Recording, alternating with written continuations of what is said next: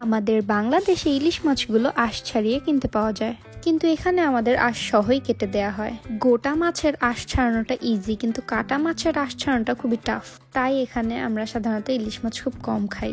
আজকে সৌরভ হুট করে ইলিশ মাছটা এনে দিয়ে বলল বেগুন দিয়ে রান্না করতে। তাই ভাবলাম আমি কি করে বেগুন দিয়ে ইলিশ রান্না করি সেটার একটা ভিডিও করে ফেলি। এর জন্য আমি ইলিশ মাছগুলোর আঁশ ছাড়িয়ে ভালো করে ধুয়ে নিয়ে হলুদ আর লবণ দিয়ে মাখিয়ে নিয়ে রেখেছি। And welcome to my channel Sanjana euro vlogs.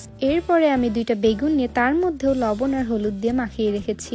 ইলিশ মাছটা আমি সরিষার তেল দিয়ে রান্না করতে পছন্দ করি। সরিষার তেলের ভিতরে বেগুনগুলো দিয়ে আমি এখন ভেজে নিচ্ছি।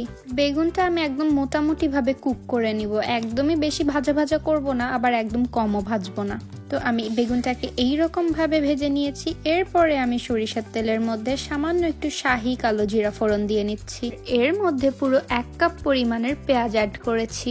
যেহেতু আমি পেঁয়াজে পানি অ্যাড করব, তাই আমি পেঁয়াজগুলো তেমন একটা ভাজিনি। বেশি পেঁয়াজ ভাজলে রান্নার টেস্টটাও কেমন একটা অন্যরকম হয়ে যায়। এর মধ্যে 1 চামচ হলুদের গুঁড়া, 1 চামচ মরিচের গুঁড়া আর একদম পরিমাণ মতো লবণ দিয়ে নেড়ে নিচ্ছি। সাথে অ্যাড করলাম একদমই অল্প একটু পানি।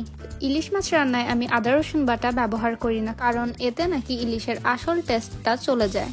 পেঁয়াজের উপরে যখন দেখলাম একটু তেল ভেসে উঠেছে, তখন আমি সেটা আবারও একটু পানি দিয়ে কষিয়ে নিয়ে তাতে আমি মাছগুলো দিয়ে দিলাম। মাছগুলো আমি জাস্ট 2 বার এপিট ওপিট করে নিয়েছি। আর এরপরে এটাকে আমি ঢাকনা দিয়ে ঢেকে দিচ্ছি সামান্য কিছু কাঁচামরিচ দিয়ে। তো ঢাকনা তুলে আমি এটাকে আরো একবার নেড়ে নিচ্ছি। এরপরে আমি এর মধ্যে আরো 1/2 কাপ পরিমাণ পানি অ্যাড করছি।